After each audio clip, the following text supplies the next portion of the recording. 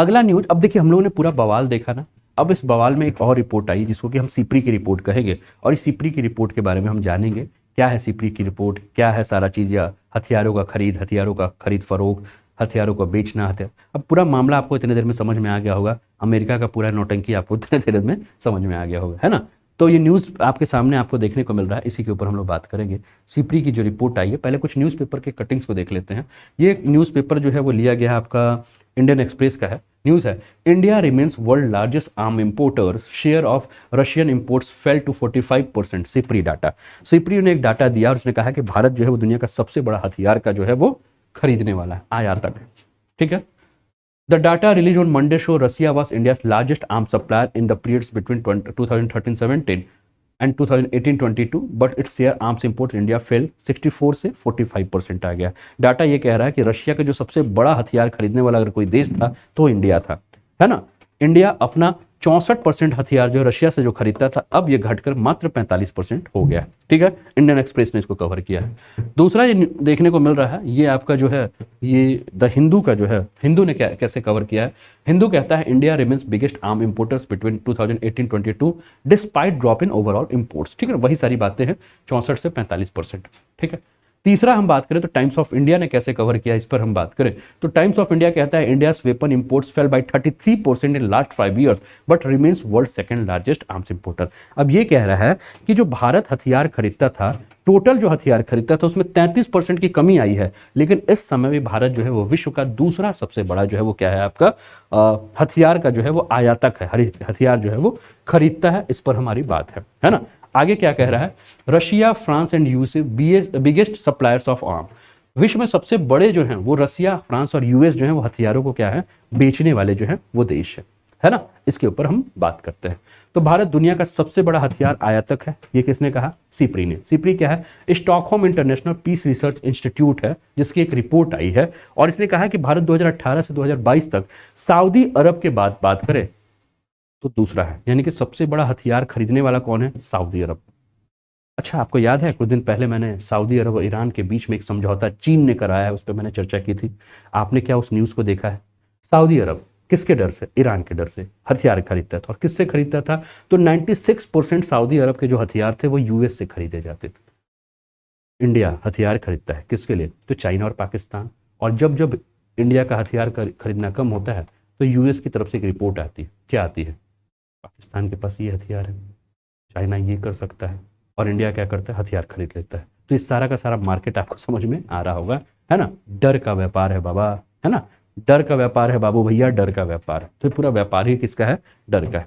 आंकड़ों से ये पता चलता है कि भारत जो है वो क्या है, 3 सबसे बड़ा जो है, आपकी स्क्रीन पर देखिए वर्ल्ड टॉप 10 आर्म्स इंपोर्टर कौन से हैं, तो India, Saudi Arabia, Qatar, Australia, China, ये सारा आपको देखने को मिल रहा है। वर्ल्ड टॉप 10 आर्म्स इंपोर्टर्स आपको देश देखने को मिल रहे हैं। इसके अलावा अगर हम बात करें तो और क्या देख सकते हैं, और आप देख सकते हैं the world biggest arms importers आपको नजर आ रहा है। इंडिया के पास सऊदी अरबिया हो गया है ना, इंडिया इस समय ऊपर है, Egypt, Australia, China, Qatar, south Korea और पाकिस्तान दिख रहा है। ये सिप्री की रिपोर्ट है, SIPRI Stockholm International Peace Research Institute, ठीक है ना।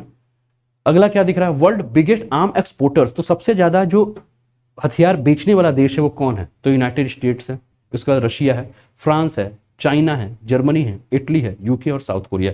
सोचिए रशिया का मार्केट कितना बड़ा था, उस रशिया के पूरे मार्केट को अगर कोई खा रहा है तो कौन खा रहा है, तो यूएसए खा रहा है, बाकी अफ्रीका, फ्रांस, चाइना, जर्मनी, ये सब तो खा ही रहे हैं, ठीक। अब भारत भी खाने वाला है।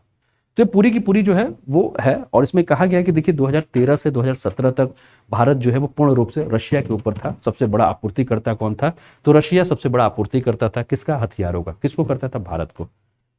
फ्रांस की अगर हम बात करें तो फ्रांस आपको नजर आ रहा है 2018 से 2022 तक, है ना। फ्रांस अगर हम देखें तो फ्रांस जो है वो क्या है आपका 29% हथियार भारत के पास जो है वो कहां से आते थे, तो फ्रांस से आते थे, इंडिया में, ठीक है ना। इसके अलावा अगर हम बात करें, ठीक है, तो तीसरा नंबर पे कौन सा देश है जिससे इंडिया खरीदता है, तो यूएसए से अगर हम बात करें तो 11% हथियार जो है वो इंडिया खरीदता है।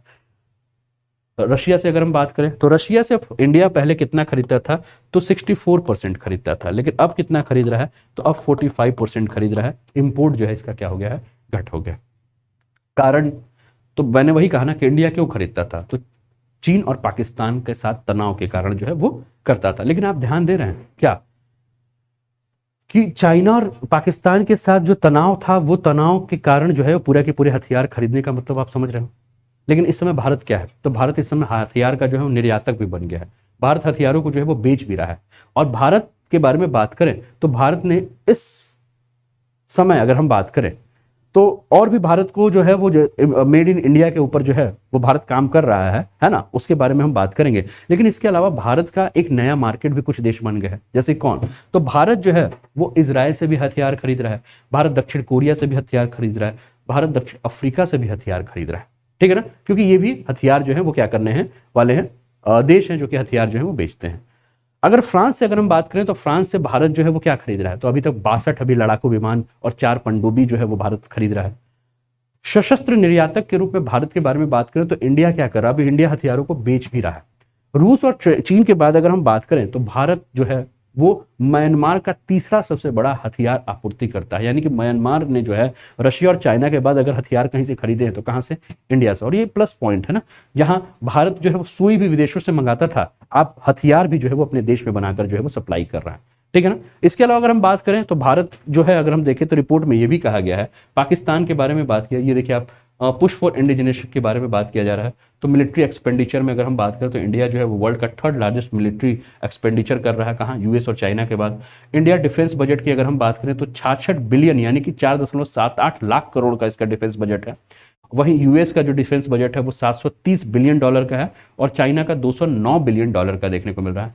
आर्म्स डील में बात करें तो इंडिया जो है वो 2nd लार्जेस्ट आर्म इंपोर्टर है सऊदी अरबिया के बाद, और 80 बिलियन डॉलर जो है वो 15 सालों में भारत ने जो है खर्च किया है। यूएस जो है वो इंडिया का डील में अगर हम बात करें तो 21 बिलियन डॉलर तक जो है 2007 तक जो है इसने भारत को जो है यूएस ने जो है इतने का जो है वो क्या किया है, हथियारों को जो है वो बेचा है। रसिया के बारे में बात करें तो 1960 से सबसे बड़ा अगर सप्लायर कोई था तो रशिया था, जिसमें प्रमुख अगर डील हम बात करें तो 2018 में S-400 air defence missile system है। ठीक है। इसके अलावा अकूला 1 न्यूक्लियर पावर्ड सबमरीन जो है लीज पे जो है वो भारत ने रशिया से लिया है। फ्रांस से 36 राइफल विमान 2016 में एक डील हुआ था 7.8 बिलियन का।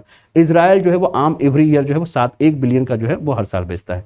इंडिया क्या कर रहा है, तो इंडिया जो है एक्वाइजेशन प्रोसीजर 2020 और अलग इनिशिएटिव के माध्यम से क्या कर रहा है, अपनी इंडिजिनस यानी कि जो स्वदेशी तकनीक है इसको बढ़ा रहा है और अपना मार्केट ये भी बढ़ा रहा है। ठीक है ना। इसके अलावा अगर हम बात करें तो अभी इंडिया ने ग्लोबल मैन्युफैक्चर न्यू कैटेगरी का जो है ये अपना फॉरेन कंपनीज और ये सारी चीज़ें हम देख रहे हैं, ये सब कर रहा है। ये राफेल का आपको स्क्रीन पर इमेज नज़र आ रहा है, तो ये भी आपको स्क्रीन पे नज़र आ रहा है कि इंडिया आर्म इंपोर्टर में सबसे ज़्यादा किससे लेता है, तो रशिया से, रशिया के बाद फ्रांस से, फ्रांस के बाद यूएस से, इजराइल से, साउथ कोरिया से, यूनाइटेड किंगडम से, जर्मनी से, यूक्रेन से, साउथ अफ्रीका से, यहाँ से जो है वो हथियार इंडिया खरीद रहा है, इस रिपोर्ट में कहा गया है। ये रिपोर्ट ये भी कहा जा रहा है कि पाकिस्तान और चाइना के साथ जो तनाव है इसके चलते जो है वो इंडिया सबसे ज़्यादा हथियार जो है वो खरीद रहा है।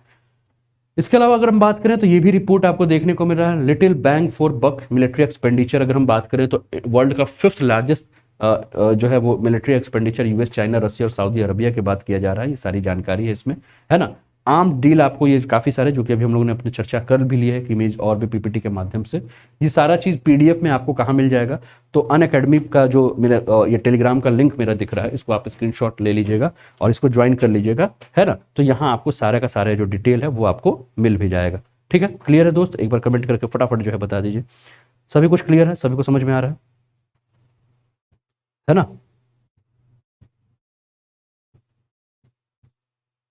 ठीक है दोस्त,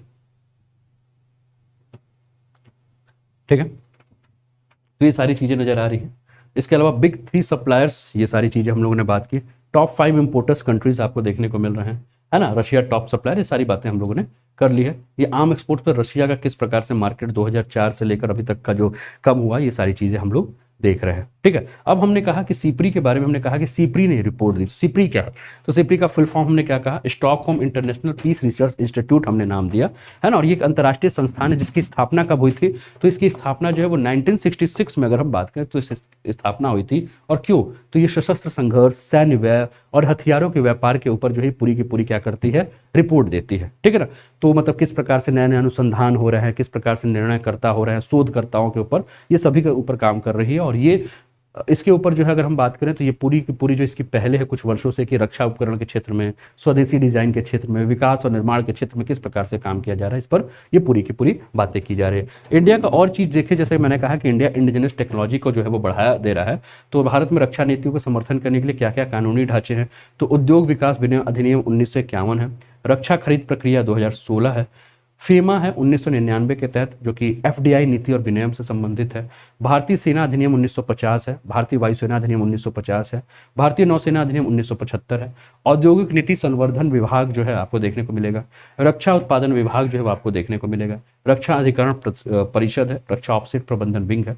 भारत में स्वदेशी रूप से विकसित कौन कौन से रक्षा उपकरण हैं जो भारत खुद बनाता है और अब बेचने भी लगा है, तो 155 मिलीमीटर का आपका आर्टिलरी गन सिस्टम धनुष के नाम से है, हल्का लड़ाकू विमान तेजस है, सतह से हवा में मार करने वाले मिसाइल प्रणाली आकाश है, मुख्य युद्धक टैंक जैसे कि अर्जुन है, T-90 टैंक है, T-72 टैंक है जो कि भारत खुद बनाता है, बख्तरबंद कार्मिक वाहन जिसका नाम है BMP सेकंड और BMP सेकंड के, सुकोई 30 MK1 देखने को मिल रहा है, चीता हेलीकॉप्टर बनाता है, उन्नत हल्का हेलीकॉप्टर डोनियर DO-228 बना रहा है, उच्च गतिशीलता वाला ट्रक बना रहा है, INS कलवरी बना चुका है, INS खंडेरी बना चुका है, INS चेन्नई बना चुका है, एंटी सबमरीन वारफेयर कॉर्वेट बना चुका है भारत, है ना, Arjun armed repair and recovery vehicles बना चुका है, ब्रिंज लेइंग टैंक बना चुका है, 155 मिमी गोला बारूद के लिए ड्यू मॉडलर चार्ज सिस्टम बना चुका है, मीडियम बुलेट प्रूफ व्हीकल्स बना चुका है, वेपन लोकेटिंग रडार बना चुका है। तो कुछ सालों में भारत ने जो है ये सब काम किया है।